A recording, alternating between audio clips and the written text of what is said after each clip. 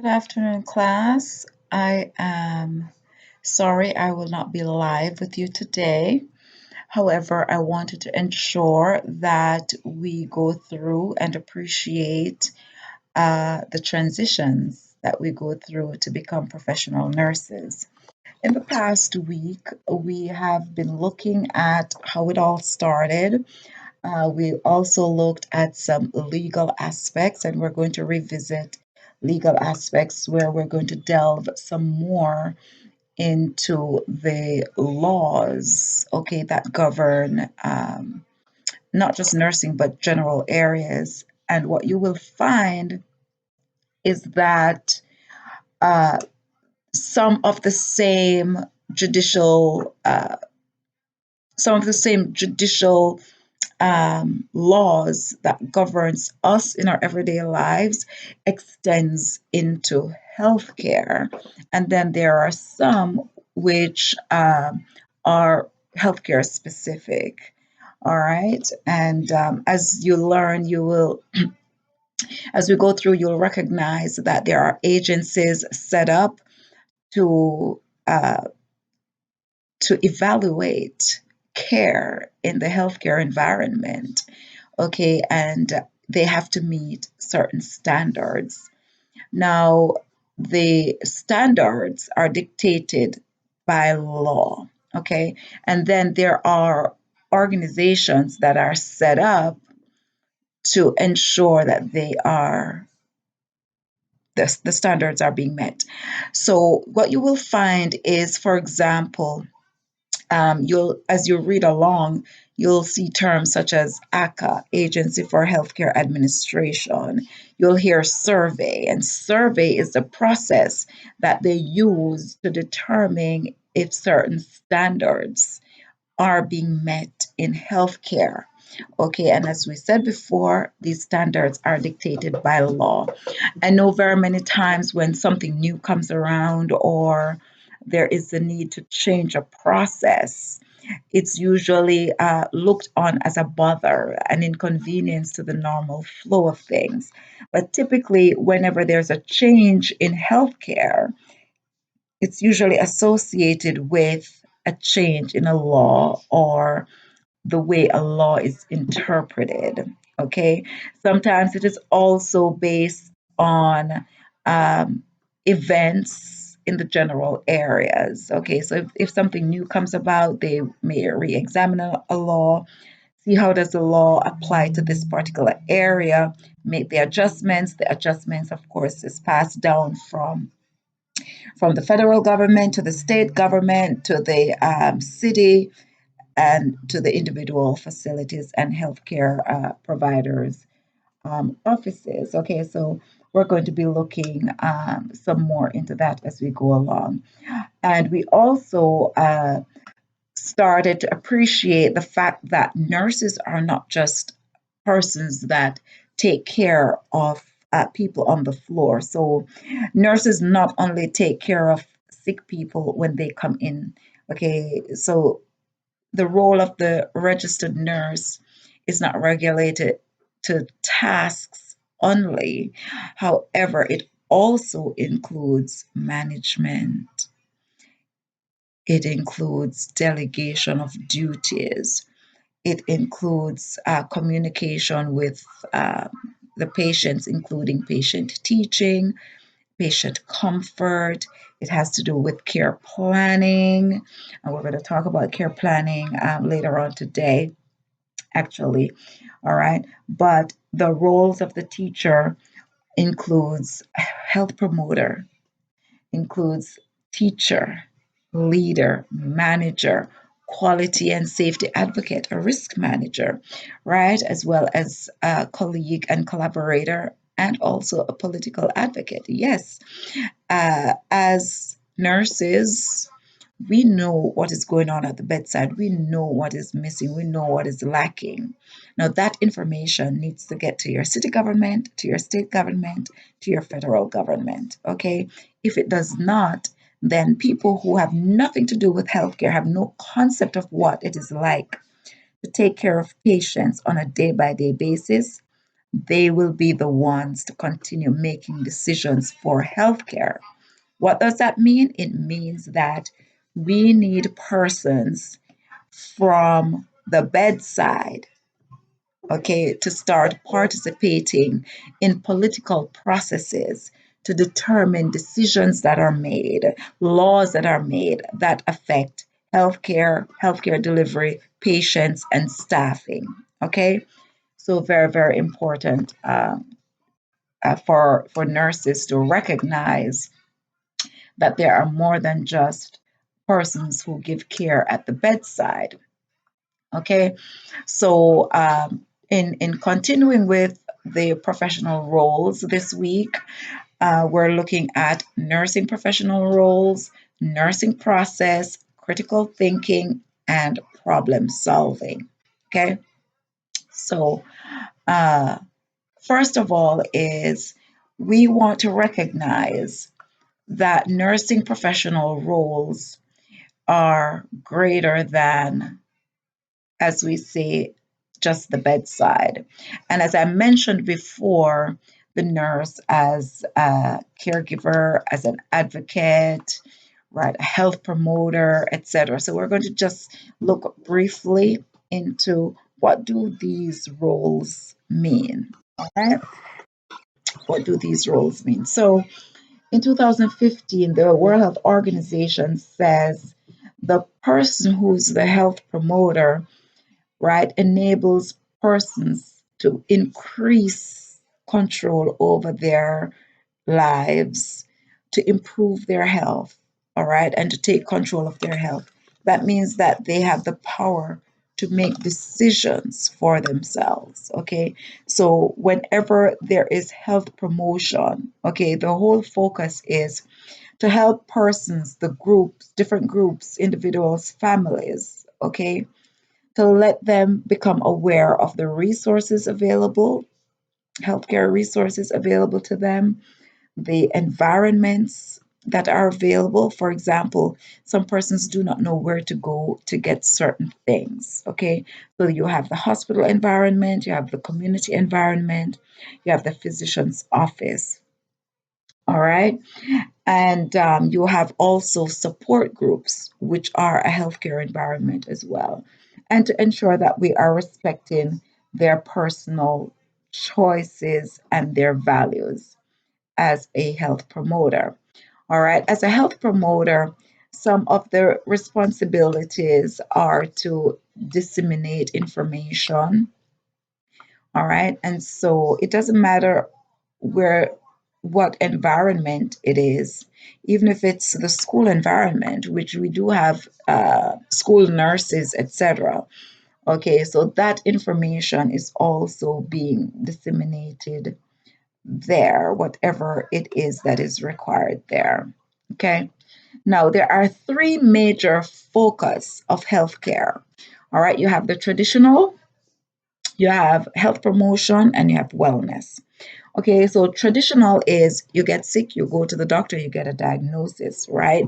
So the traditional focuses on disease management, injury management, etc. All right. Usually the thrust of care continues until whatever disease it is or injury is resolved. All right. And then for health promotion now, it's when you teach the patient with the focus to reduce any risks that comes with whatever disease process it is, to prevent any complications, and to teach them how that particular disease is being managed, and the alternatives and the expectations of care. All right.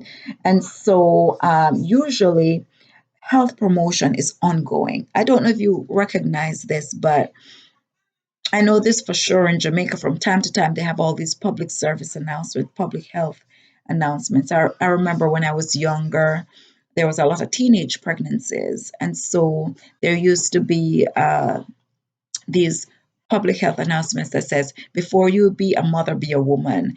And, the focus on doing schoolwork, focusing on completing school, etc. With the when CHIKV came around, I know they also had public service announcements about how to manage CHIKV, getting rid of pools of you know, water, etc., around the areas, anywhere that water gathers, to prevent the overgrowth of vectors that will transmit the chickpea from one person to the other. All right. And you know in other countries, usually as a city recognizes a health issue, they usually put out notices, bulletins, etc. And they all have a community page that you can go to see what is happening, and usually it's the community pages where they give information, public health promotion information. So if we take a look at those, we will see that health promotion is continuous. Okay, it's not just about teaching the patient at the bedside, but what happens thereafter. All right, the and healthcare teaching, as we say, it doesn't matter the environment. If it's in the hospital, it's in the schools, the doctor's offices, community health centers, right? Even the pharmacist will give health information as well. So very, very important to know. And of course, you have the wellness. The wellness speaks about preventative measures. All right. So the whole focus is to improve the overall health of a community, right? And so uh, I went to this seminar a couple of years ago, and sometimes you think you know everything there is to know in healthcare because you study this and you study that, etc. So I went to this healthcare seminar, and the Surgeon General was there, and he asked a very important question. I'm going to ask you now also. What do you think the greatest determinant of health is? Meaning, what do you think decides or determines who is healthy and who is not? The greatest determinant. And with a room full of intelligent healthcare professionals like physicians and nurses and case managers, etc., we were getting answers like nutrition, like access to healthcare, like diet and exercise, and things like that. But the number one determinant of health, you will not believe it, is where you live. And I think the whole room paused to listen to hear, how is this so? And then what they find, it's a combination of all the other things that we've spoken. But where they are located determines, for example, and you can look around in your community and see if you can identify these things. Can you identify a clinic, physician's offices, hospital? Then I want you to see if you can identify a corner shop that sells snack items like bun and crackers and sodas, etc. Those easy foods that you get easy. Then look and see, do you have a supermarket that sells fresh food? Do you have a farm? Do you have a little farm? Are these things encouraged? All right. So all the things that we are talking about or we identified as determinants of health, individually they do not, but combined they do. But it is based on the community. So what they find is that the community where you have farms and you have the hospitals and you have physicians' offices and persons are going for their annual checkups, etc. Those people tend to have a better health quality of life. While persons who do not have farms, access to fresh food and vegetables, or access to healthcare usually are less healthy. These are the communities where you have diabetes prevalent, where hypertension is prevalent, and other diet related diseases or stress related diseases taking place. So, where you live is a greater determinant of your health than any individual thing. All right. And so what you'll find is that when it comes to wellness, wellness is focused on improving the health, not of individuals, but of the community. All right. And this effort is indeed lifelong.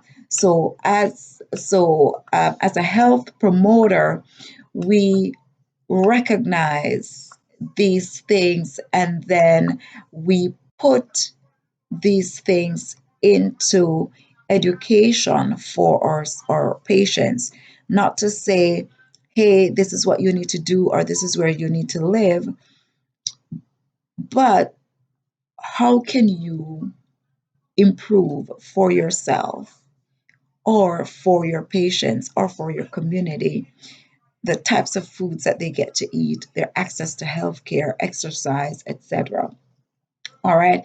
And so there are programs that are used to appraise individuals' risk factors for ill health and then to encourage um, health and wellness programs.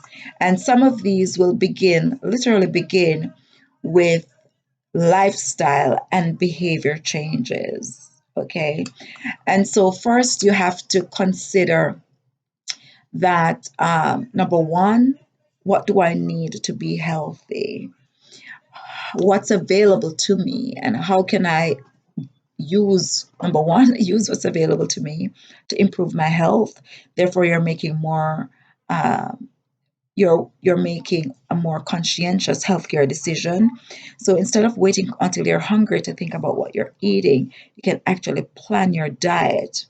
Okay, maybe days ahead of time or hours ahead of time, and then you access healthy options, right? Also, weight control, smoking cessation, exercises, stress management, right? These are all important, okay? In terms of the environment, keeping it clean, all right, ensuring that waste is kept separate. All right, your environment is how polluted is it? The air pollution. I'm from an area in Jamaica called an area in St. Elizabeth that is close to Appleton Estate, and in Appleton Estate, when during the sugarcane season, when they release what is called the dunda, right? Miles away, 2, 3 miles away, you can smell that strong, noxious odor. All right. And so I would tell people like I grew up high because we were smelling all these things in the air. All right. And of course, with sugar is used to make, well, the sugar cane is used to make rum and everything. So I used to tell people, I done that when I was younger because, I didn't just drink, I didn't drink rum, I inhaled it. All right. Because, but now that I'm an adult, I recognize that this is an example of pollutants that could have affected our health. All right. You're also looking at the quality of water that's available. Is it potable water? Right. I know that there are, communities um, that get water from the city. Some of them get water from wells, etc. However, the responsibility of our community and our city government is to test the water periodically to ensure it is potable or safe, right? So from time to time, you may hear, I'm not sure about any other place, but I know here in Florida, from time to time, they'll give advisory, like a boil water advisory, because they've identified higher levels than recommended microbes in the water. All right, so that also affects your health. All right, so wherever you have like power plants, etc., any place where they use a lot of herbicides or pesticides, there's a risk of it seeping into the water, etc. And so these are things that until we get to this level, we really don't think about. But now that we are becoming registered nurses and absorbing the role of health promoter, these are things we have to be aware of, because as we teach our clients, right, we recognize that these things do affect their health. So when a person comes and is being admitted to the hospital and you're asking questions like your name, your address, etc. And so from this information, they can, put in a log and see what are the main disorders that we treat here, and where do these disorders come from, what zip code. And then you can find that there may be a prevailing disorder in that particular zip code. So when you talk about, now this is an introduction about healthcare on a whole. So when you think about community health, okay, it's the prevailing health conditions that is in a particular community. And then the community health nurse creates strategies to educate persons to find solutions they may need to send to the ministry or the Department of Health to say, over the past 6 months, this condition, we've seen an uptick in this particular condition in our community. We need this, this, and this to help to control, eradicate, and to treat our patients. All right, so information, a lot of information gathering. So it's not arbitrary when you go to the doctor and they ask you for your name, your address, and all these things. It all feeds into the community health aspect of care. All right. And so for us, it's for us to collect all these information, patient's name, date of birth, which tells us the age, their height, their weight, etc. Their favorite foods. Do they do they smoke? Do they drink? Right? Any high risk behaviors like staying out in the sun for an extended period of times, right? And so all of these helps us to identify the patient's risk for health conditions, and in some cases to even identify the cause of some of the health conditions that we may meet. Okay. And so by doing this, we help to raise the client's awareness of their behaviors, their habits, the types of foods that they eat that may be contributing to ill health. Okay. So it's very important for us to be aware of that. All right. And there's actually a strategy for health promotion, which speaks to pre contemplation, contemplation, preparation, and then we take action. So the pre contemplation is when you collect all the information and to help to raise the patient's awareness of what it is that may be contributing to their ill health. And then for contemplation, all right, this is where we provide information about what is happening to give them options for care, right? And then encourage them to express their feelings, help them to identify their goals for their own health, and also to help them to identify when social pressures may have contributed and then how to manage those social pressures, especially as teenagers. There's a time when you see persons, they start smoking. Why? Because there's pressure in the community, everybody else is probably doing it, or in some cases persons may let others feel like they're not grown up if they're not partaking in certain behaviors or practices. All right, and so we want to ensure that we are recognizing this in the patients, and helping them to use resources available, and also with the education that we give them to change or adjust that behavior. Okay. And now, as we prepare, now the preparation is preparing to take action.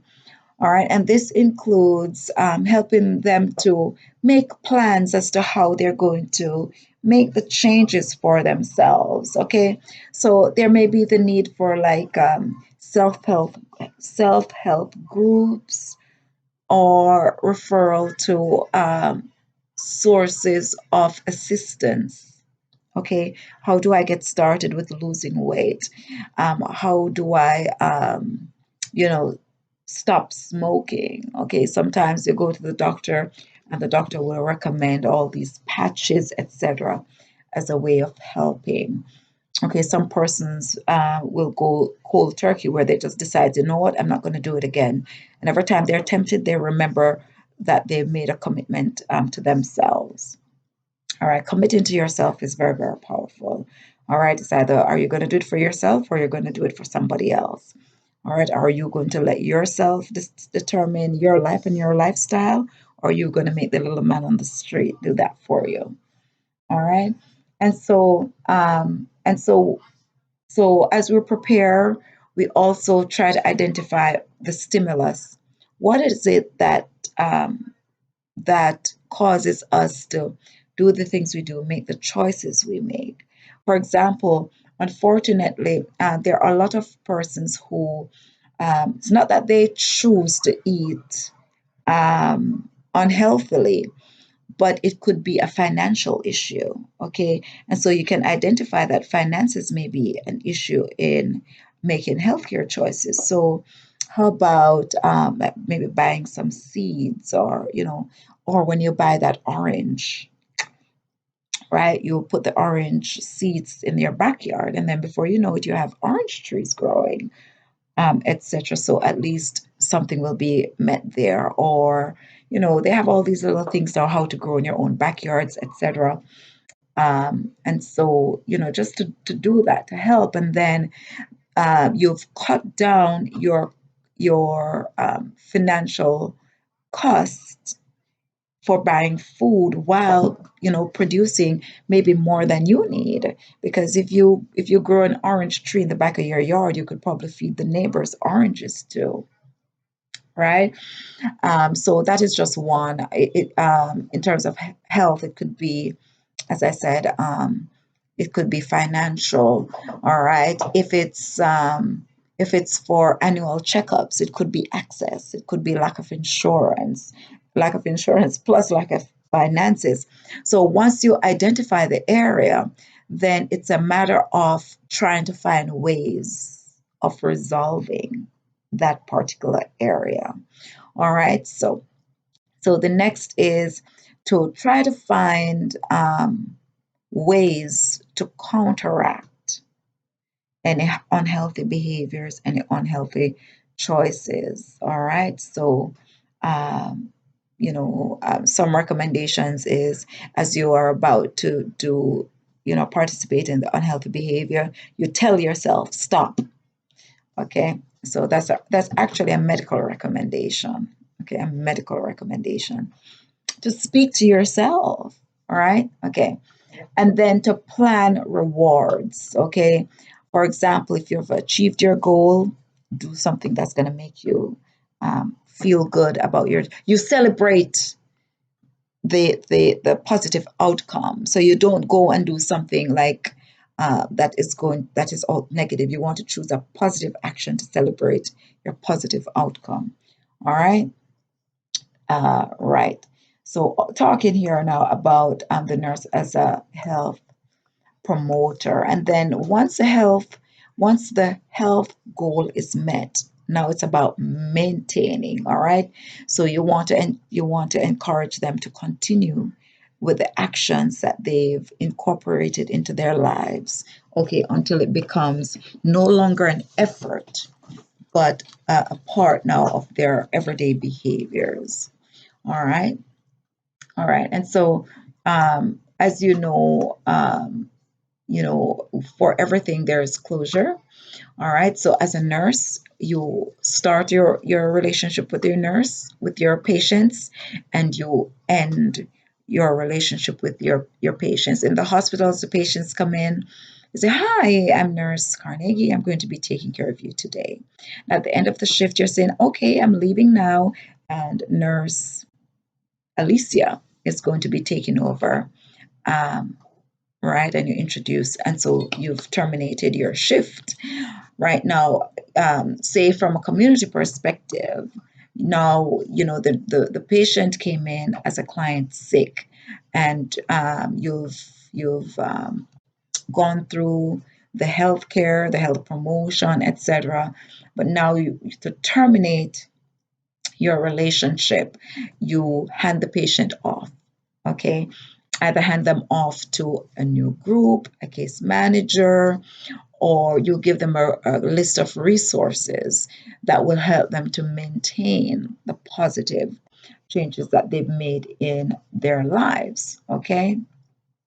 So there are times when a person make a mistake in healthcare, they call it relapse. If you made a decision and then you go, you know, or make choices that does not reinforce or enhance the decision you make, they call it relapse.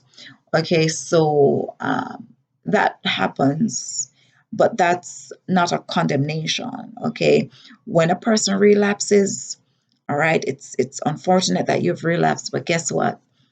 The same program that we were working before, we've seen it work. Let us just get back on it. It may mean starting over, but that's okay. All right. The important thing is that we encourage and maintain the positive behaviors, and we continue to encourage the person. All right. So, right. So, as a health promoter, you have nurse as a teacher also, right? For example, I'm a nurse and I teach, and the goal of every teacher is to see the changes in their students' behavior. All right. They say that the evidence of learning is change in behavior, and change in behavior is the evidence of learning. Okay, so it doesn't matter how you look at it, each feeds the other. All right, and if you have learning, you have behavior change, and wherever you see behavior change, it's because of learning. That's what that is really saying. So so first of all, is the nurse is first a learner, like you nurses are now learners, right? And so we learned through formal education, we learned through institution based development programs. And remember this, if you remember nothing else, remember I told you this.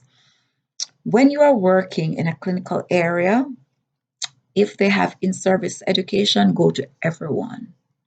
Go to every single one. Make your director of education your best friend. It means that you'll always have resources available to you and you'll always practice at your highest level. Okay? So do that. Make the time, create the time. Don't right. Even Solomon, the wisest king that's ever lived, said, "In all you're getting, okay, get knowledge." All right, so get it. Okay, so um, there may also be what we call mandated continuing education, which does exist in healthcare. Every 2 years, you have to renew your license. And for your license to be renewed, you have to demonstrate that you've completed at least, in some states, it's 24, in some states, it's 22 hours of in service education. All right. And then, of course, persons will learn based on their individual pursuits. I remember as a nurse once, we had a unit secretary, and she used to say, "Come and let me teach you this." And I said, I don't want to learn that. I don't want to learn that because in my mind, it's just something else to do. And one day, she was not there, and a doctor called and said, "Hey, can you send me something?" And I paused because I was thinking, oh my gosh, this is what Rusilla wanted to teach me. But I told her on more than one occasions I didn't want to learn it. And so I had to get it done the long, hard way. So when she came back to work the next day, I sat beside her and said, okay, teach me how to. And she looked at me and said, what happened? And I said, yesterday the doctor called and wanted this, and I had to find it, print it, get the fax machine, fax whatever, go over to the next unit to fax it to the doctor, get the copy, print it, da da da da da. And all I had to do was to do 3 steps on the computer, which would have taken me less than 1 minute to do had I learned exactly what it was that she was wanting to teach me. Okay, but instead, I had to do multiple things and take a longer time to get it done. All right, even though learning is driven by individual interests, all right, you get to decide what you think will help you to be a more efficient practitioner. But remember, whatever in-service education is being offered, be there. Okay, it's very good. So if you learned nothing today, remember that. Okay, all right. All right. So nurses, we're first learners and then we become teachers. Okay. And so, first of all, is to become an effective learner and hence an effective teacher, you want to ensure that whatever is being taught the goal should be that it's going to help someone or to improve a process. Okay. So when you learn, to be effective as a learner, learn with the idea that I'm going to have to teach this to someone. Okay, and learning actually becomes more effective that way. All right. Also, if you use previous experiences, so one of the reasons why the nurse assesses first before they do is because you first need to understand a lot of things, including what does the patient already know. Okay, because sometimes the information they have may help you to better explain a concept or a disease process, or what they already know may be a misconception, all right, that you may need to break down first before you introduce new information to that patient, just to demonstrate why the information they have may be faulty, all right, or incomplete. All right. And, you develop the relationship. Okay. Develop a rapport with your learner, with your patient, and then communicate clearly and concisely. And there's something called therapeutic relationship, therapeutic communication, etc. Okay, so the communication needs to be therapeutic and the relationship needs to be therapeutic. All right. Others include have knowledge of the learners right before. So knowing the age will help to decide how the information is delivered. Okay, you don't want to speak to an adult like a baby, and you don't want to speak to a baby like an adult. One will be offended, and the other one will look at you and like, huh? What are you doing? What are you saying? All right. You also want to ensure that the instruction is planned. So before you go in and start talking, you want to gather information first, gather the information about your patients, what they know, what their learning preferences are, etc. Then you plan your teaching and then you go in, okay? And use multiple senses if possible. So when we talk about multiple senses, we talk about eyes and ears, okay? And if possible, touch. Okay, so those are the most effective ways. If you can combine those, right, then your the retention actually increases to 80%. If you just use just one which is just say, for example, just teacher stands up and the teacher just talks. All right. That's about 50%. If you add visuals to it, then that will increase it to about 60-70%. But if you do where they hear, they see, and then they demonstrate, then that increases retention to a whopping 80%. Okay. All right. And then, of course, what you're looking for is to see the behavioral changes. So, uh, I remember once when we had problems with documentation. So we did an in-service with the nurses about on-time documentation. This was before we had the law about bulk charting, because the law about bulk charting was only about 2014, 2015, not so long ago. All right. And before that, persons, charting was just arbitrary. Sometimes you chart what you do, sometimes you don't.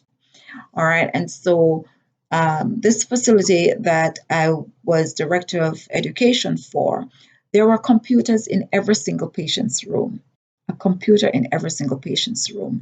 And so we had to encourage the nurses to, you're in the room, as you take care of the patient, just turn to the computer and input the information in the computer. And and there was a lot of pushback because persons were so comfortable just doing the thing, then writing it on paper, pushing it in their pockets, then going to the next patient. And so there was this one girl, she gave me such a hard time. And I said to her, do this. The last patient that you see, so you have 6 patients. See the last one that you see, do not write anything on paper. Just stand there and enter her information in the computer at the same time. The last patient that you see.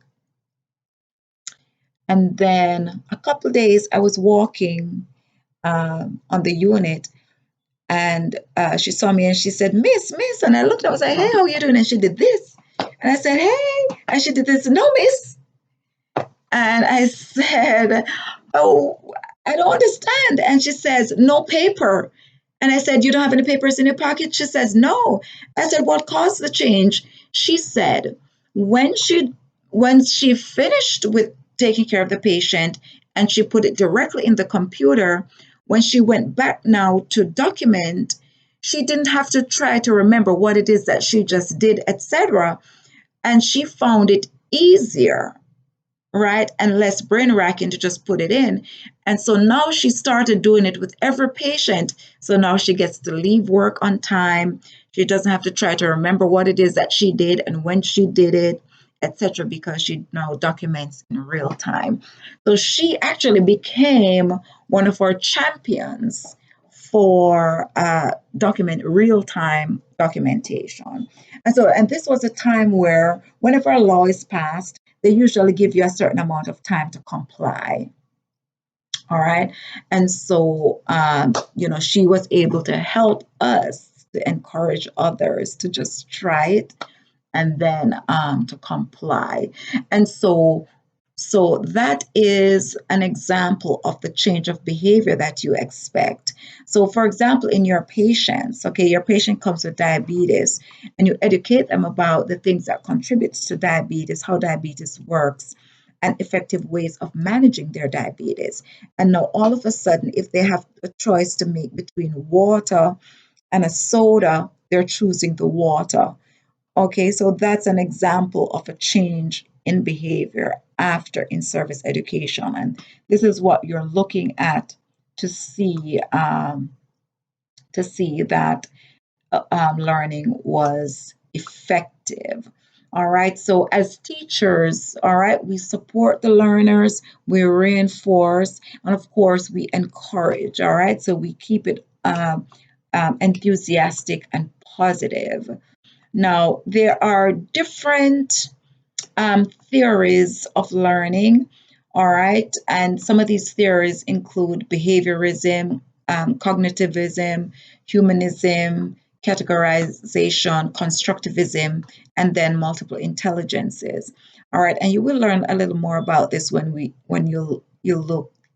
go to paradigms of health. Paradigms of health. You'll learn some more about this in that particular class. Okay, but it's very important that we allow time, just like when a law is passed, they give us a period of time within which to comply.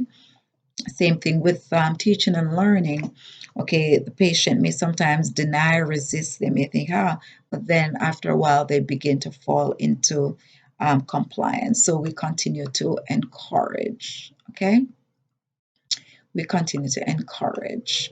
All right, and so there are information on the slides that's posted there that speaks to health promotion activities, and a little synopsis about the different theories. All right, and then as a leader and a manager, right? Now, leadership speaks to a process.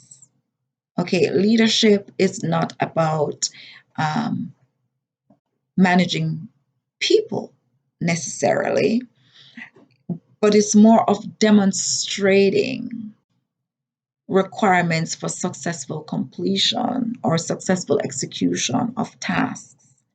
Okay, so the leader manage activities, they encourage the participants or the collaborators, the persons who are cooperating, the persons who have signed on to work with him or her, right? They manage time, they manage finances, right? And the leader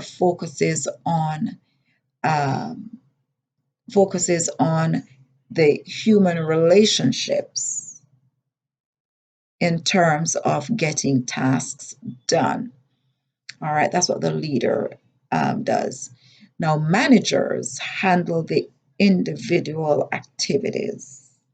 Okay, so a leader, for example, the leader of a company, he'll have 7 managers and he teaches them, he encourages them, and he has to assess that they know how to do particular tasks. And then the individual managers, they go and they manage their part of the activities. Okay, so they're the ones that are actually focused on the individual activities. Now, as the leader, remember, the leader encourages, the leader teaches, and the leader follows up to ensure that the tasks are done within the framework of the organization. Okay? All right. I was going to ask any questions. All right. So once again, the slide does have some information about the nurse as a leader, the nurse as a manager, etc. There are other roles of the nurse, like the nurse as a researcher. And I want to introduce you to this term called evidence-based practice.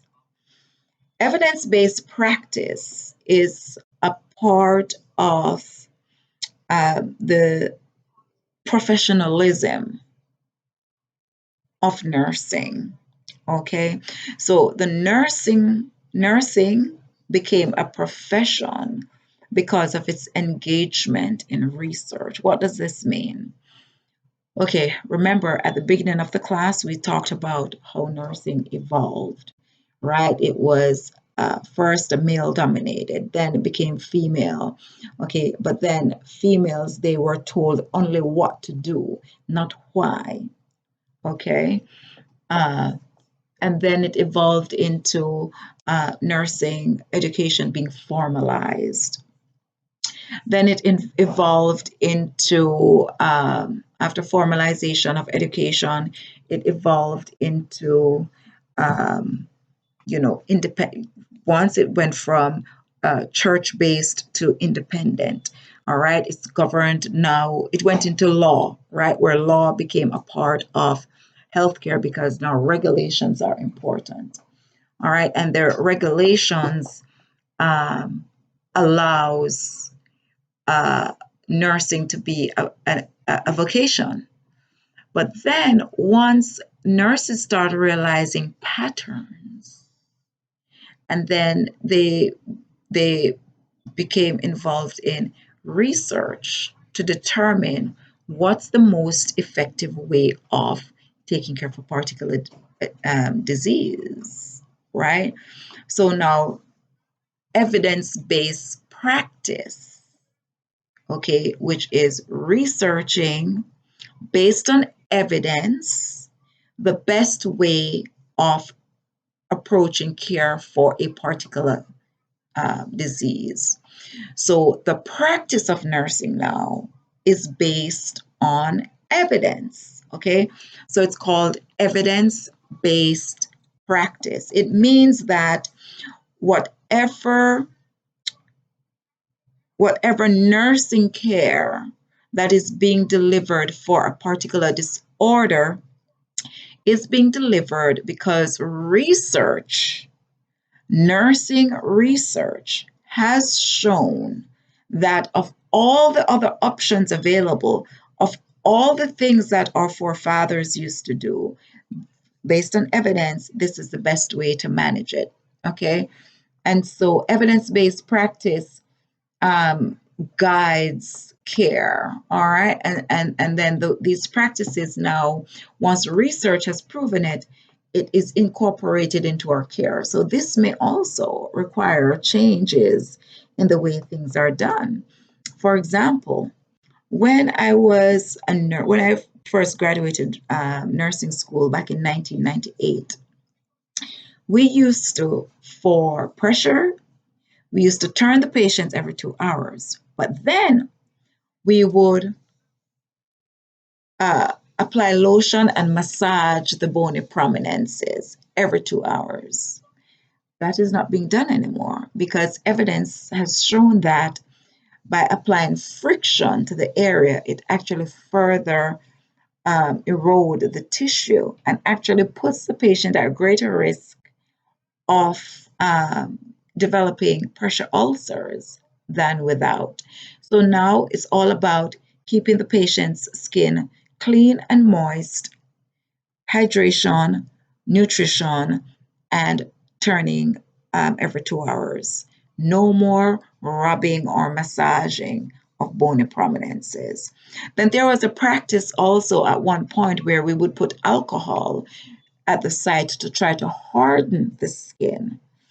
Evidence has also shown that when we do that, yes, the outside of the skin hardens, but what is called eschar would develop. That means the tissue underneath is damaged, but the skin on top is so hard that it doesn't break open into an open wound, but it's a wound nevertheless. So instead of it being called a stage 4 wound, it is called unstageable. Okay, and you have the tissue is becomes dark, which is called eschar or eschar. Okay, and so because the evidence shows that, they've eliminated the use of alcohol on the skin and eliminated the massaging of the bony prominences. So this is how evidence-based, this is one very simple example of how evidence-based practice has caused a shift in how care is being delivered and how the procedures that we use for delivering care to our patients. Okay. Uh, right. And so we did speak about advocacy last week. So we are going to we're going to shift our focus a little bit, but I do encourage you to go in and go through that slide. It speaks about the nurse as a quality and safety advocate. So such a nurse would probably work in the risk management department. Okay, their focus is to improve quality of care and to improve safety for the patient. All right, it's all about you know, also collaborating with other departments. And we're going to speak about that a little bit more as well as we speak about interdisciplinary care practices, because a nurse is not the only person that takes care of a patient. All right, you have the physician, you have the physical therapist, the occupational therapist, the respiratory therapist, you have the case manager, you have the pharmacist, you have the laboratory. Okay, so all these persons collaborate in the care of the patient with the nurse in the middle as the coordinator of that care. Okay, and so and so so collaborative practice is important. That means you as a nurse have to develop ways of being a good team player. And the most effective way to be a good team player is to know your role, understand your role, and to do as is expected of you. All right. So if it's your responsibility to um, to after you take report to assess your patient, right? You assess the patient, you document the assessment of the patient. If there are any procedures to be done to prepare the patient for the procedure. Okay, so if the patient needs to go to the lab, sorry, to radiology, for example, for a CT scan of the abdomen, all right, and they need to be NPO at least 8 hours, you have to make sure that the patient doesn't eat. Okay, so that the patient is prepared to go down as scheduled to get their CT scan, right? So it's collaborative. All right, it's collaborative. If the patient needs medication, right, the doctor orders the medication comes up from the pharmacy. It's now administered by the nurse. If the patient, say, for God forbid, has an allergic reaction, you have to communicate this to the to the uh, to the pharmacist, also to the physicians, and then to, and of course, deliver care to the patient as needed. All right, so it's very important. Collaboration is very, very important. If the patient, say, for example, they're worried because they don't have resources at home to assist them when they leave the hospital, you'll need to engage case management. And case management is the person that collaborates with the community and to help to find resources to assist the patient. So the case manager will now go see which community they live, see the resources available in the community, and engage those resources so that when the patient goes home, the patient has continuity of care. All right, so that helps. So our role as healthcare providers is really more than just you know, taking care of wounds and giving medications, etc. Now we've spoken about the code of ethics. We've spoken about the American Nurses Association, etc. Oh my God, pardon me. All right. And so the American Nurses Association actually sets the professional standards for the nurses in terms of code of conducts, etc. All right. And I'm not sure. I'm, right now, I'm not sure if it's actually this group, but the American Nurses Association has the Nurses Code of Ethics, okay, which is expected standards of conduct, expected standard of conduct. Um, so when it comes to, oh yes, it actually is this class that we spoke about, advocacy, uh, beneficence, right? Okay, so those are all code of ethics, we looked at some patients' rights as well. Absolutely. So this is what it's all about. All right. So the code of ethics, okay, is managed by the American Nurses Association. All right. And so the nurse, as a collaborator with clients, wants to ensure that they encourage that term called autonomy. All right. And help with uh, informed consents, in that they ensure that the patient has the information that they need and is given the opportunity to ask questions. All right. I was going to ask if you have any questions again, but if you do have questions, please go ahead and send those questions to us.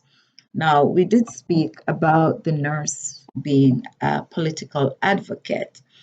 Okay, and so it remains very important that us as nurses take an interest in the laws that affect healthcare.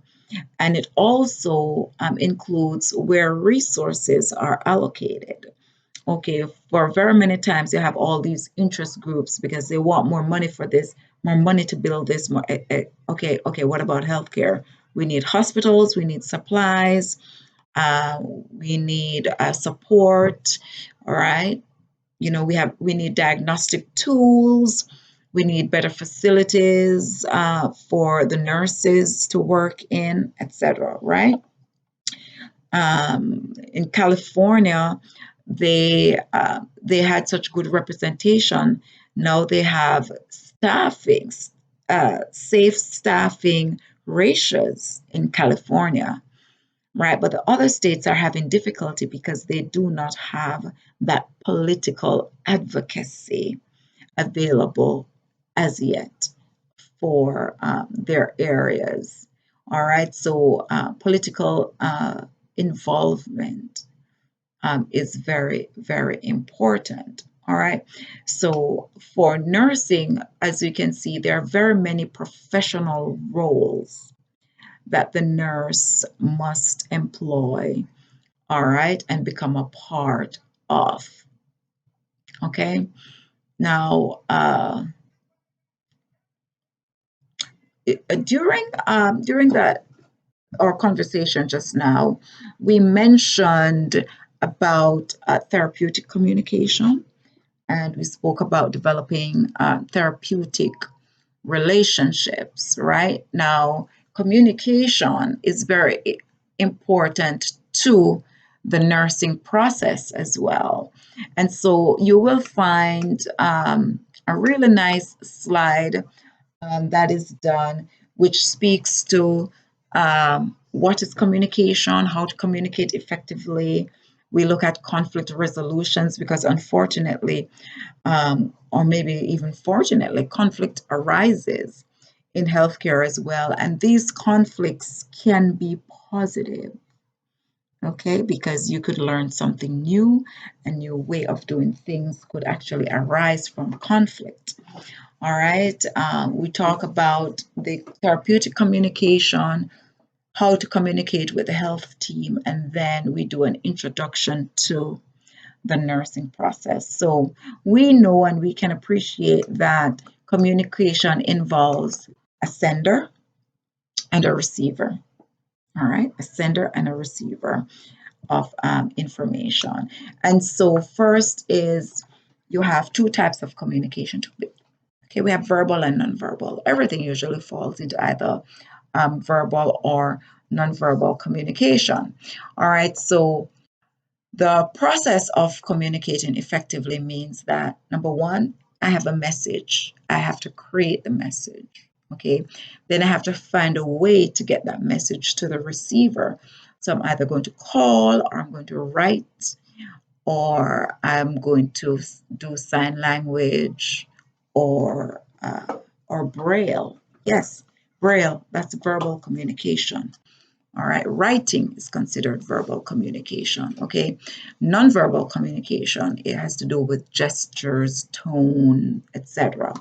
but speaking, writing, and braille include verbal communication. All right. So we find a way to deliver this message, and the receiver receives the message, interprets the message, and then gives feedback. Now, have you ever had the occasion where you send a message to the person and the person took it in a manner that was not intended? Okay. And so sometimes we get offended. But what I've learned is that persons interpret information based on their history. So when someone sends a message and you're the receiver, if the message is not clear, if it seems like an insult or what we consider out of order, what we can do is try to first determine if this is the intention of the person. So what I've learned to do over time is to say, help me understand or explain uh, the message some more.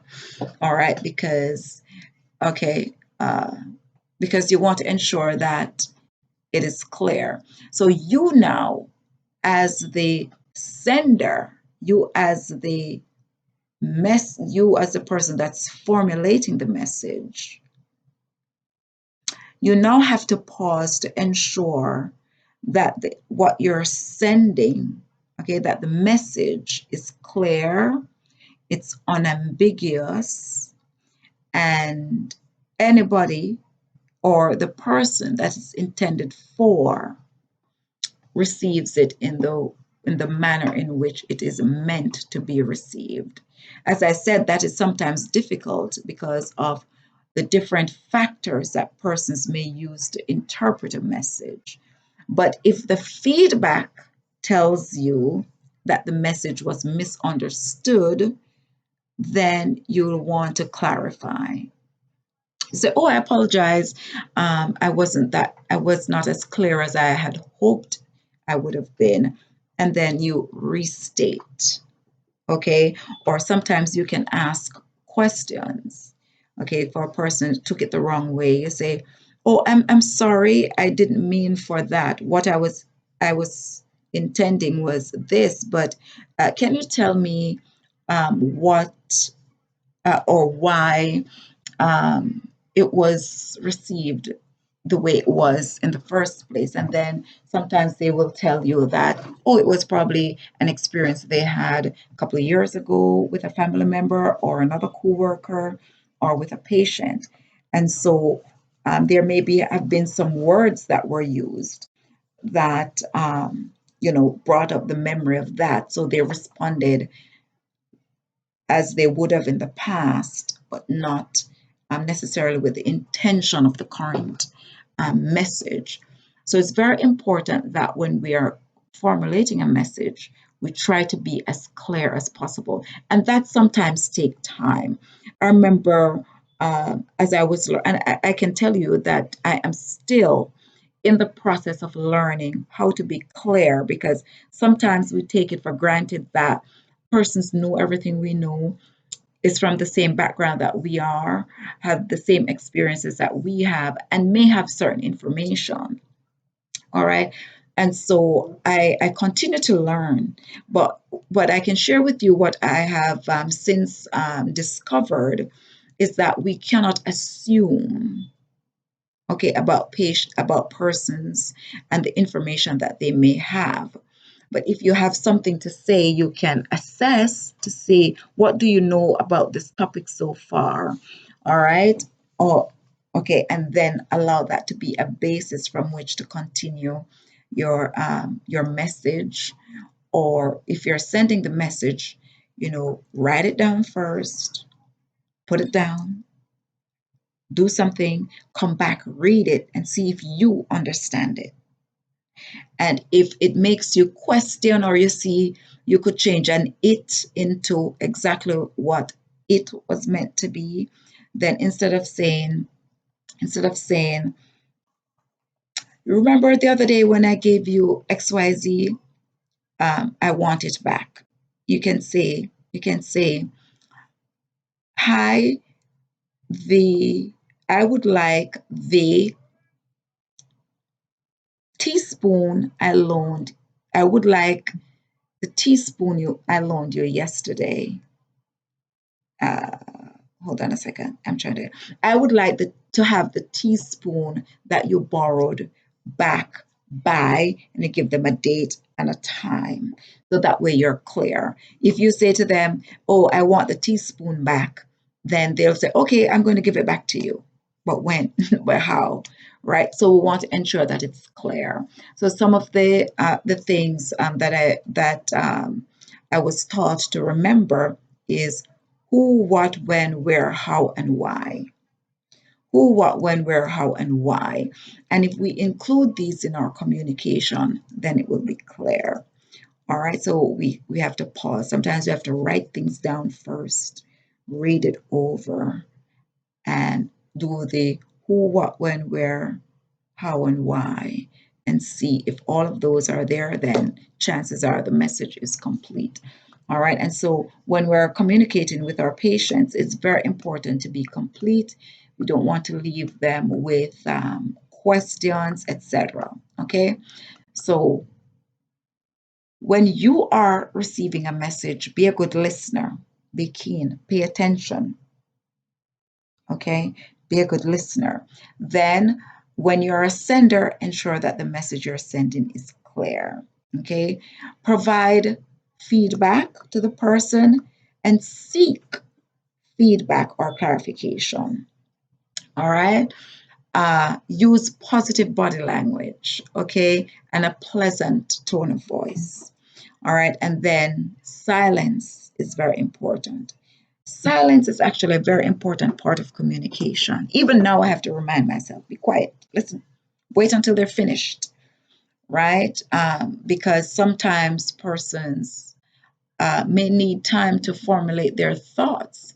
So a person may be, and it happened just a few moments ago, where I'm in the middle of speaking and then I had to pause to formulate my thoughts properly before delivering the complete sentence to you. Okay, so persons may need to use time. Okay, so we want to give them the time to, as we say, gather their thoughts. Okay. And so when we're communicating, we should try to be relaxed and not in a rush. When you're in a rush, it's not a good time to communicate. Persons may think that, "Oh, I'm not valued," "Oh, they don't care about what I have to say," etc. When it's just that, hey, you honestly do have something that you have to, that may be an emergency. Maybe you need to go to the bathroom really badly, but they may not get it like that. So instead of initiating a conversation, say, "Hey, I really want to hear what you have to say. Just give me just a few moments and I'll be right back." Okay, in the meantime, think about what it is that you want to say. All right, so you're not just saying, "Hey, I can't talk to you right now," and running away. You're letting them know that, "Look, I really do want to hear you." But so think about what it is that you want to say, and I'll be right back to hear it. And when you're back, be engaged. Okay, be focused. Okay, and listen. Be quiet and listen. It doesn't matter how much you want to interrupt because you already know the answer, right? We want to allow them to complete. And then it's also very important that while they're speaking, if you keep focusing on the answer that you're going to give, you may miss certain elements of the message. So being silent, being attentive, allowing them to finish, okay, is very valuable. And then after you get the total picture, you can ask for clarification, okay, even before you respond, just to ensure that your response is clear and also precise. Because when you're responding, you become the sender. All right? Okay. Now, how can we improve our communication? We look at the person, we maintain a smile, or a positive um, facial expression. okay, and we agreeing sometimes help, okay, and a gentle touch, okay, a touch on the arm, okay, or on the shoulder, okay, never on the hand unless it's extended to you, or on the or on the thighs, okay, because those are not necessarily welcome, and we don't want it misconstrued as inappropriate, okay. Uh, so for the elderly, okay, a lot of times, you can offer your hand and they put their hand in yours and you hold them. Right? Other than that, a nice touch on the arm, etc.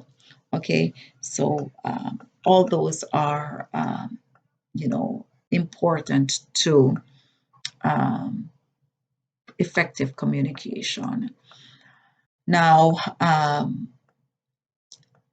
as we said before, conflicts may arise. So our focus is on conflict resolution. All right. And so conflict arises mostly when someone may not understand what is being said. That is why being clear becomes very important. Okay. Others may not be able to identify with maybe your beliefs. All right. Another may have expectations that of you that may be inappropriate or unfair even. All right. So conflict may arise from unmet expectations. Okay. Misunderstanding words. Um, when needs conflict. Okay. So you want one thing, another wants another. One person may think this is more important than another thing. All right. And so there conflicts may arise. However, as I said, conflicts are sometimes good. All right. So how do we resolve conflict? First of all, is whenever there's a conflict, try to speak with a person on a one-on-one privately. Okay. One person may not even know that a conflict exists. All right. So speak on a one-on-one. During the conversation, focus on this specific area of conflict. Do not speak about anything from yesterday, the day before, anything. Anything, all the conversation should be about is the topic under discussion. Okay, nothing else. All right. The word you tends to come off as being accusatory. All right. So instead of saying you want to use what we call the I expressions. So, for example, you perceive that there's a conflict, okay, and so you go and say, "Hi, how are you doing today? Um, I have an area of concern that I'm hoping I can get some help with." And they're like, okay, sure, what you want, like. And so you say, oh, can I speak with you privately? You go in an office and you said, uh, I received a message and I'm just trying to seek clarification on it. This is what I understood from the message. Is this so, or did I misunderstand? And allow the person to clarify. So that way you didn't use you didn't say, yesterday you said XYZ and da da da da da. Mm-mm. So if you are interested in conflict resolution, then I recommend that you start practicing removing the person and focusing on I statements. And once again, this is something really important if you start practicing by writing down. Can you believe you get this kind of training in nursing school? Yes, because you have to communicate with a wide variety of people, all right, from different areas of life. And you, as the primary caregiver, you, as the coordinator of care, you, as the person communicating with all different personalities all day long, it's very important that you maintain the position, right, that promotes a positive work environment, which includes therapeutic communication with your patients, with your colleagues, with other professionals.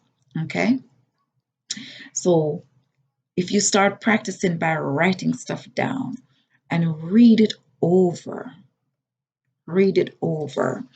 expand where you can, all right? Put full stops, make sentences with periods, okay? So that one sentence is clear and then the other sentence is clear. And as we start practicing by writing stuff out before we repeat them, then the way we speak will actually begin to become more focused, more clear, and then you start realizing that you have less and less areas of ambiguity and reduces the chances of conflicts arising. Yes, I've gone through these exercises where I write stuff down. I write them down before I speak and also, uh, before I send a letter.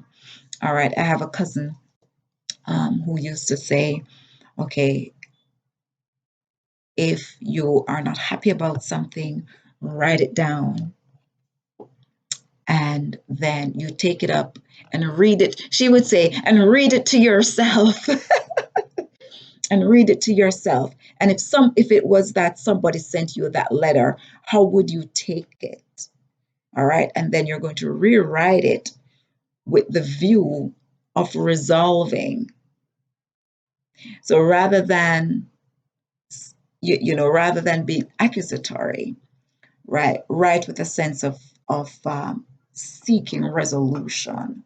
And she always says, some conflicts you don't need to address right away because sometimes time take care of some things, but what time can take care of is how you approach that something. All right, so all important areas of building that therapeutic relationship. All right, it's also about focusing on resolving conflict. All right, now telephone is also a primary way of communicating, right? And so in the healthcare field, you still have telephone communication. Actually, it's probably even increased because even now in some hospitals, the nurses walk around with it used to be these little hard phone that you could only ring on. Now it's cell phones where text messages, the doctors can text, etc. Now, once upon a time, as supervisors and managers, we would get like a secondary, uh, the facility would give us a phone when you get hired, and that becomes your phone. You take it with you home. So now you're walking around with two phones. One is your personal phone, and the other is the organization's phone. For nurses now, they have a phone. So you have the computer that you walk around with or you move around, um, and then you have a phone that's also assigned where the doctor can send you text messages, etc. Can send you um,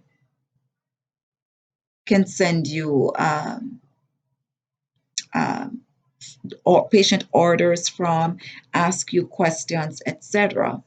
All right. And so the telephone becomes very important. So it's not just a telephone sitting at the desk, but also how do you use the phones that you have?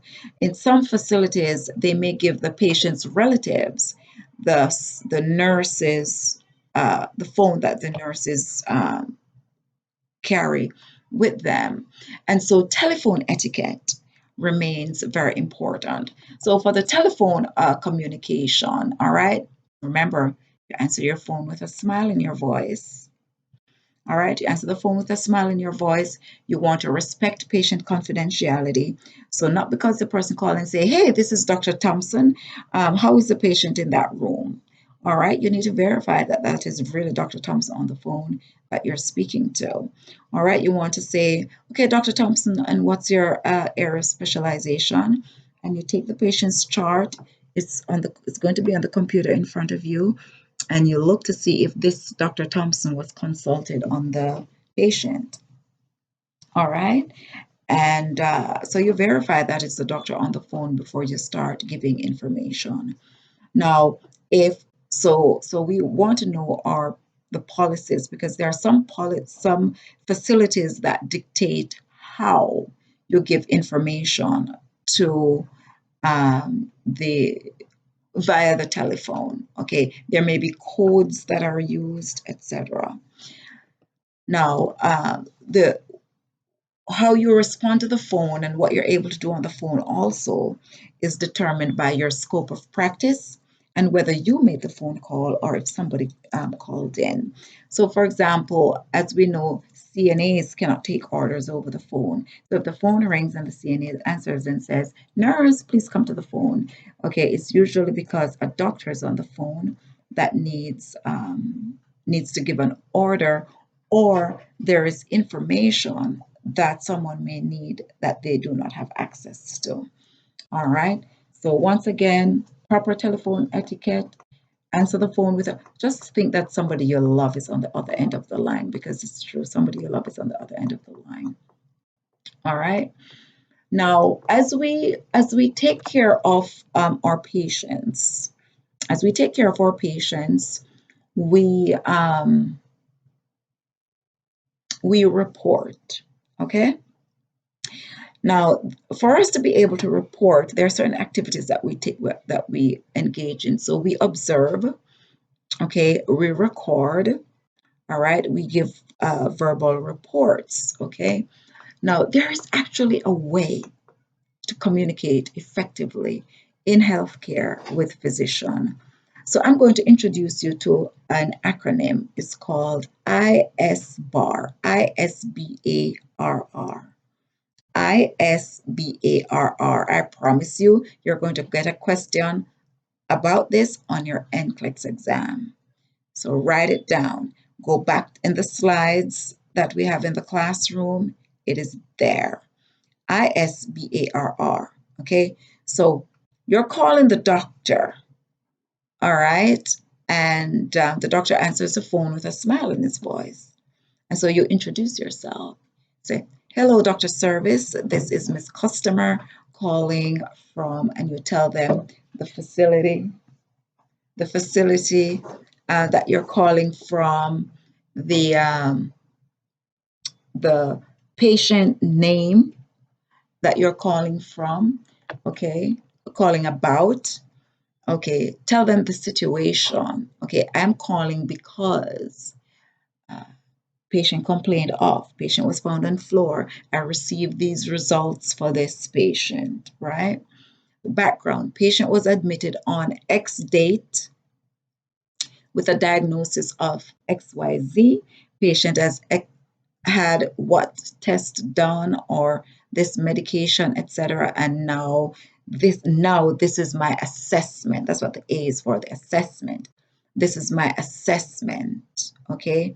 And then you can sometimes give recommendations. Okay, but the doctor can also give you orders, which is considered the first R. Okay, recommendations. Okay, so the doctor will give you orders: do this, do this, do that. But sometimes you, as the nurse, may know what it is that you want. May have an order for an X-ray. May have an order for a pain medication, right? May have an order for one of the things we talked about in another class was restraints, right? That you're gonna hear about if you haven't already. All right, and then the doctor gives you the orders. You write it down and you repeat the order to the doctor. Or if the doctor didn't give you an order, the doctor said, "Okay, I received the information, no orders at this time." You repeat that back to him. So you're going to say, "Okay, doctor, so no orders for this patient at this time." He says, "Yes, okay, thank you." Okay, that's the extent of your communication. ISBARR. You start by introduction and you end by repeating. Okay? SBAR. There are some facilities that actually have the the forms with S bar written on it that has to be completed before you even call the doctor. All right, before you even call the doctor. All right, so ISBARR, ISBARR. All right. So now, as a part of giving care, actually the primary activity of the nurse in care is the nursing process. Okay, the nursing process. So the nursing process has 5 main areas: assessment, nursing assessment. Then you have nursing diagnosis. Okay, so assessment, diagnosis, AD. Then you have plan or patient outcome or patient goal. Okay, so that is P, plan or patient outcome or patient goal, P. Okay, A, assessment, D, nursing diagnosis, P for plan. Then you have I for intervention, which is what am I going to do? Now that I've assessed the patient, I know what is going on with the patient. We have a goal for the patient, meaning what we want to see happen with the patient or what the patient desires to have happen. Then we come up with intervention activities that's going to meet this goal. And then after we intervene, then we evaluate to see if what we did was effective or not. All right. So the nursing care plan is the process that the nurse uses in her care. Um, it's also very important in uh, prioritization, and it's also important in knowing what to do next. Okay, so the process is assessment, diagnosis, plan, intervention, evaluation. It's shortened for ADPI. All right, and so the primary role of a nurse is to assess the patient.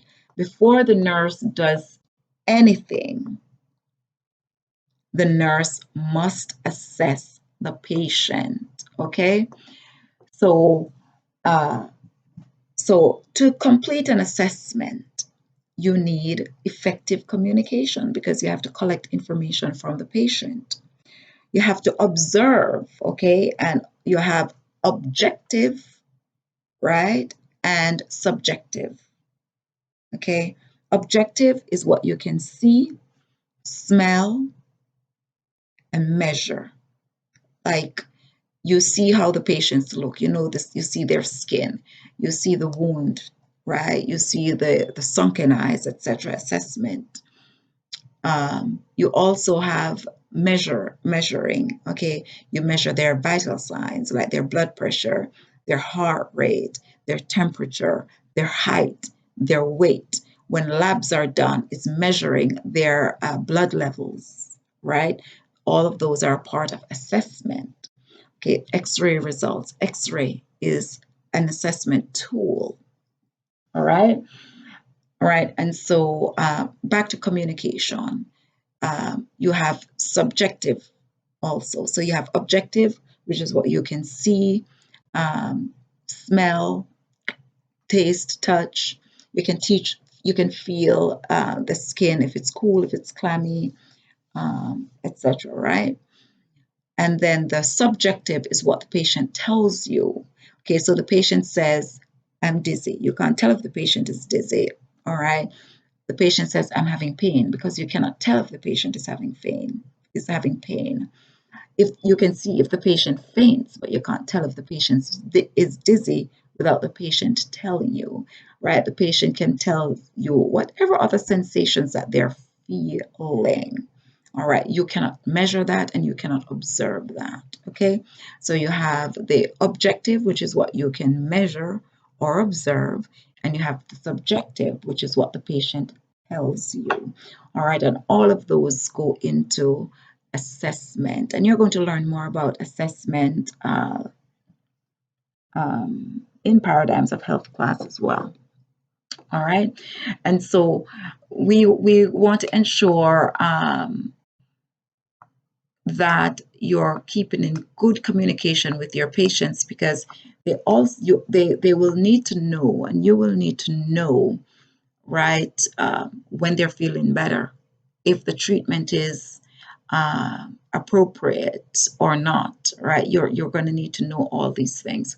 So it's going to be important for you to communicate with your patient. Now, the nursing process, we mentioned to you that you have the 5 areas: the assessment, the diagnosis, the patient, the plan or the patient goal, or the patient outcome, okay, that is desired. All right, then we implement, which is we put activities in place, and then we evaluate. All right. So assessment takes a couple of things. Number one, as we said, you interview the patient. You communicate with them. All right. Subjective, so they give you information. All right. You measure. You write your observations as well. All right. And so after you've collected the data, then they're put into categories. All right. Now, most of the admission assessment is actually already segmented into the different categories. All right. But what you're doing is putting things together. You're validating data also. So if the patient says, "Oh, nurse, I'm so hot," you can check the patient's temperature, right? So that's one way of validating data. Validating data may also be repeating certain things to the patient to say, "Is this what you said? Is this what you meant?" All right. And then you are also able to, over a period of time, identify patterns. Is the patient's blood pressure increasing or is it decreasing? All right. Is the patient's temperature going up or coming down? All right. So as you collect data, you're able to identify trends, and that's also a part of assessment, okay? And so you want to pull the different things together, all right, to give you more information. So if the patient comes in, all right, and the patient has a particular condition, there are usually certain questions that are asked, and those questions are analyzed to see if this exists or is there something else, right? That's what we mean about clustering data. This is going to mean more to you once you've hit like med-surg and some of the fundamentals, etc. All right. Then after you assess your patient, after you've collected the data, then you go to your diagnosis. Now your diagnosis has 3 parts. 3 parts to a diagnostic statement. Now, well, actually, there's some that has 2 parts, but we're going to focus on 3 parts, okay? You have actual diagnosis, which means this situation exists. And if the situation exists, there are 3 parts. And then you have the type of diagnosis where there's a potential for, okay? So because the patient is malnourished, really very thin, dehydrated, and is not able to move themselves in the bed, then they become at risk for things like skin breakdown. So for the at-risk diagnosis, it's only 2 parts. Okay, let's talk about the different parts.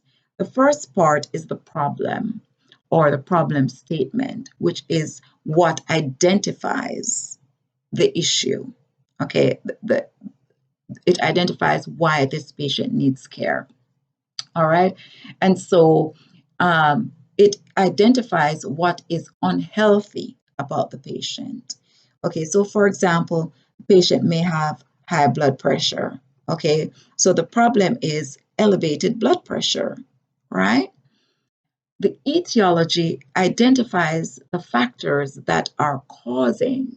Etiology means cause, but learn the medical term etiology.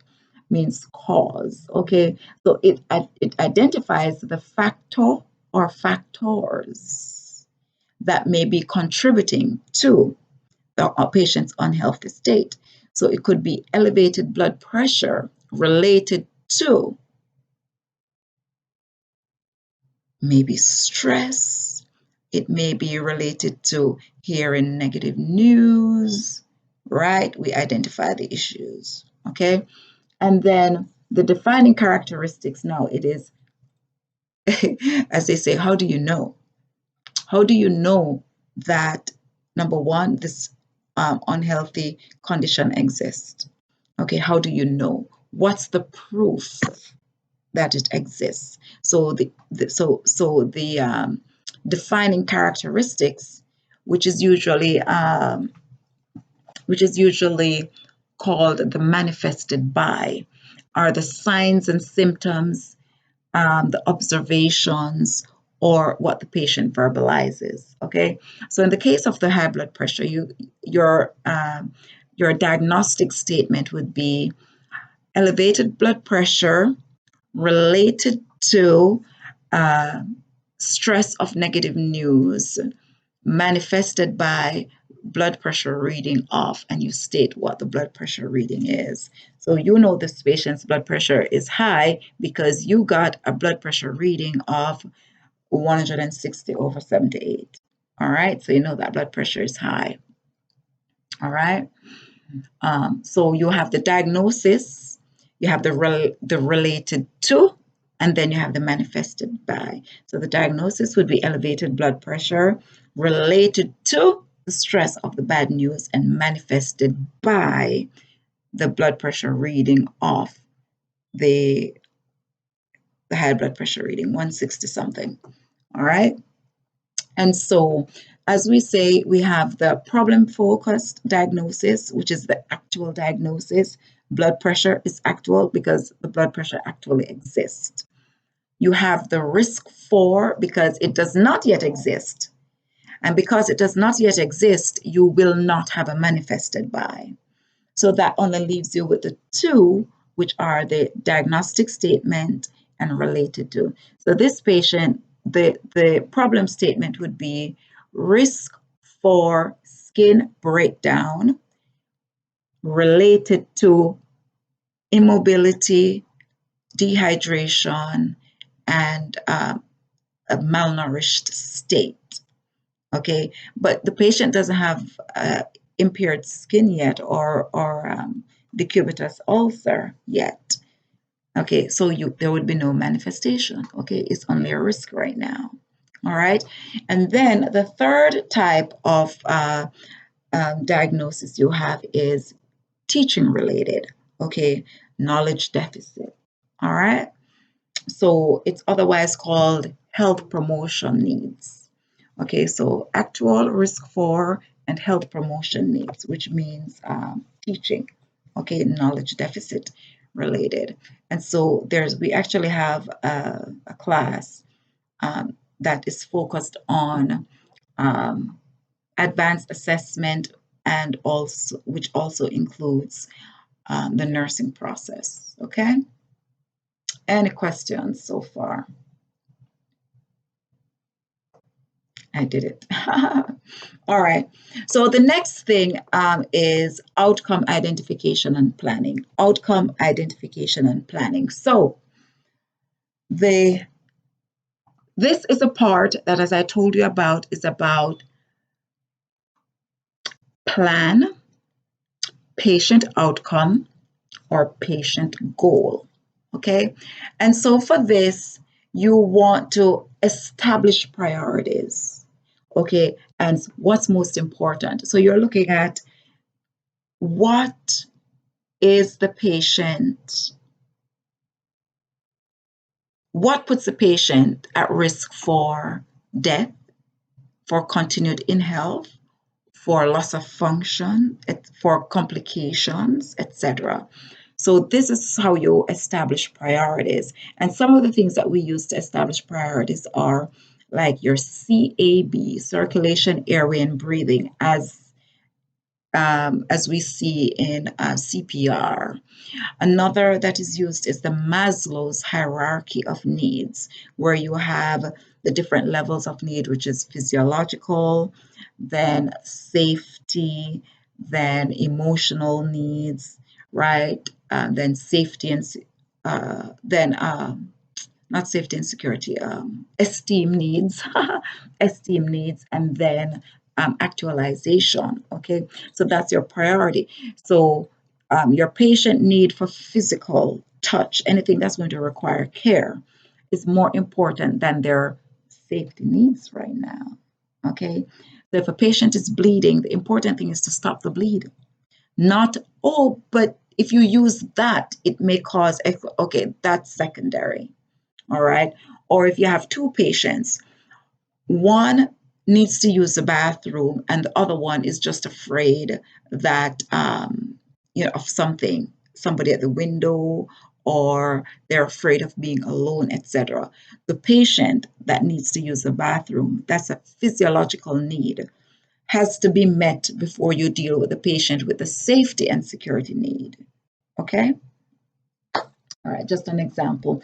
So first you establish the priorities, what's most important. All right, and then you want to find out from the patient, what is your goal? What is your expectation of care? All right, and then you want to ensure that you communicate this right with the rest of the team, so it becomes a part of the nursing care plan. Okay, and then you now you go to implementation, where you choose evidence-based interventions.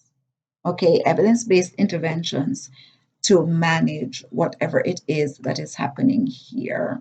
And so you carry here, the implementation is where you carry out your plan. So for the patient who has high blood pressure, your plan, based on priorities, cardiovascular is to try to lower the patient's blood pressure.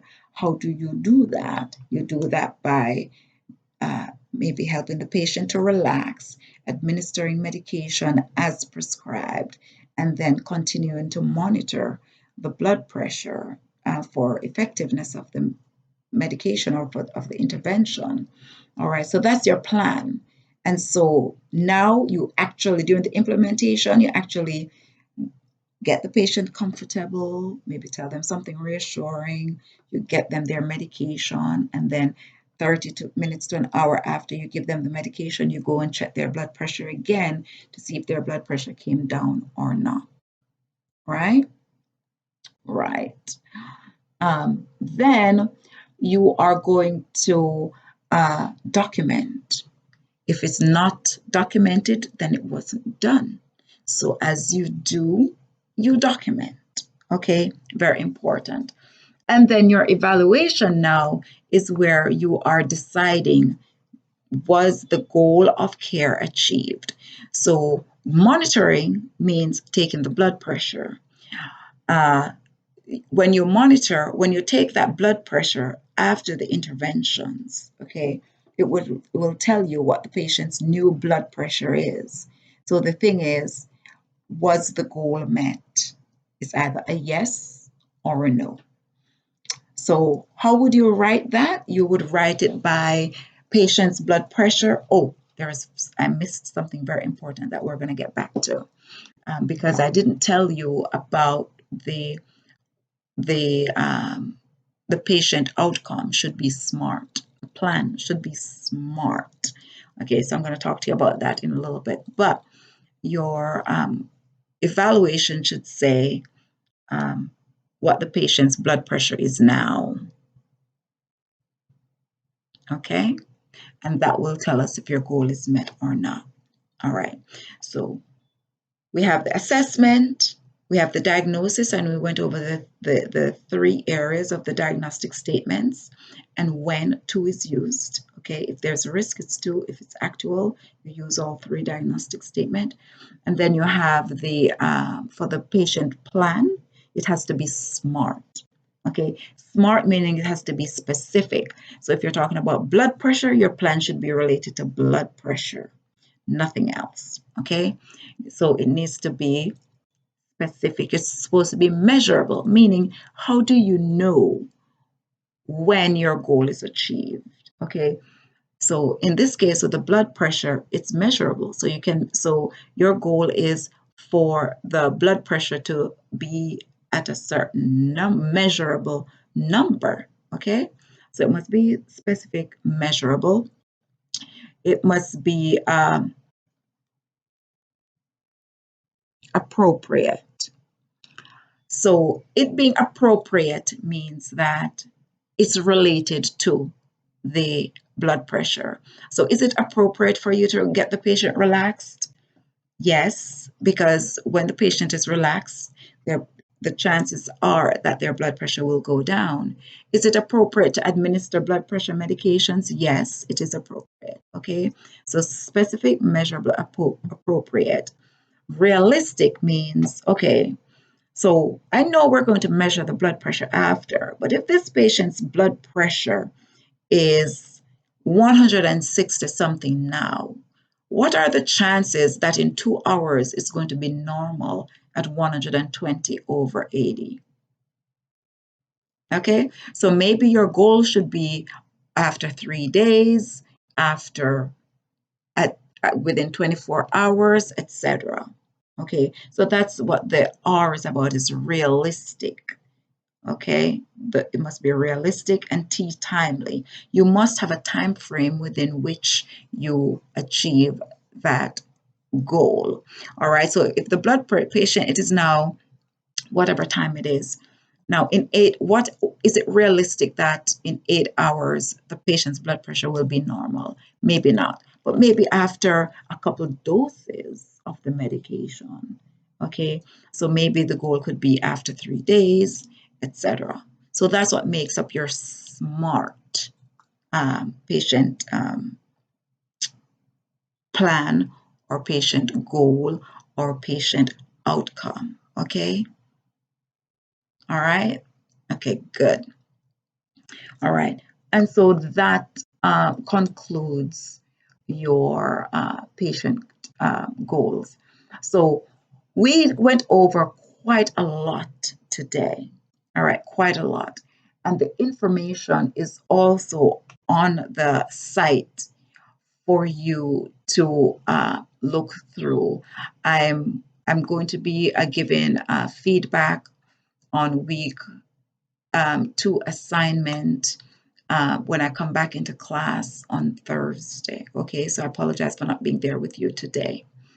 All right, on Thursday, I see we still have some things missing, and it was due on Monday. So yesterday was the last day for it to be submitted. So we're going to have to see what happens with the persons who did not, if um, uh, if it is, if they will still be able to successfully pass this class. Remember, to successfully pass this class, you need to be present. Okay, you need to maintain a passing grade of 77%. Okay, now today's class is recorded. All right, and so I'm going to ask a question in this recording. And when the question is answered by the students, okay, well, whomever sends me the response, I will know. And that is how I'm going to mark attendance for today. Okay, all right. And I have to get the response by tomorrow morning. Don't worry, I'm sending this to you via the invite as well. So we'll get to see. All right.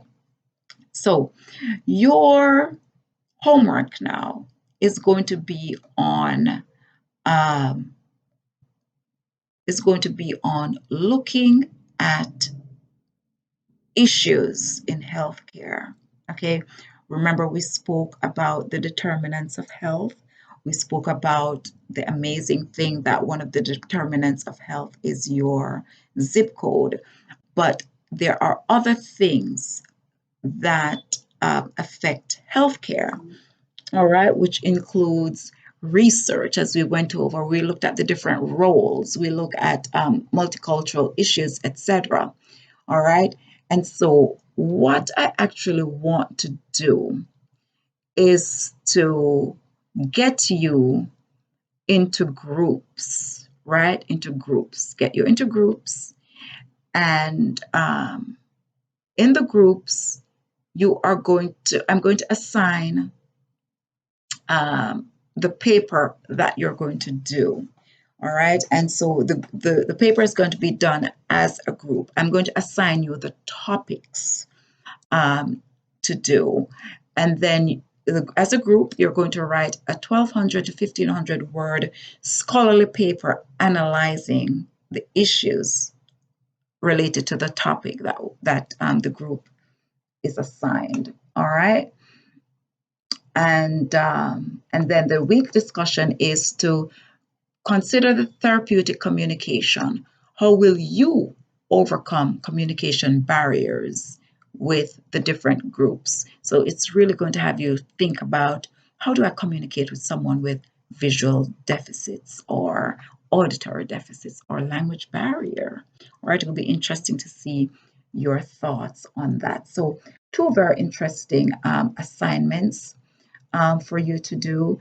So as you come into class today, you're going to be asked to join a group. Just click on yes to join the group, and you'll meet in the group, and you follow the assignment. Okay, and I look forward to reading your responses, and now for attendance. For attendance, I need you to send me an email to kacarnegie@chadedu.org, and in the email just say present. Okay, but I need to get this by tomorrow morning. By tomorrow morning at 8:30 a.m. Email to kacarnegie@chadedu.org that says present. Okay, thank you. Have a beautiful rest of the day. Remember, I will see you in class where you're going to meet in your groups for your group assignment. Okay, all right, have a beautiful day.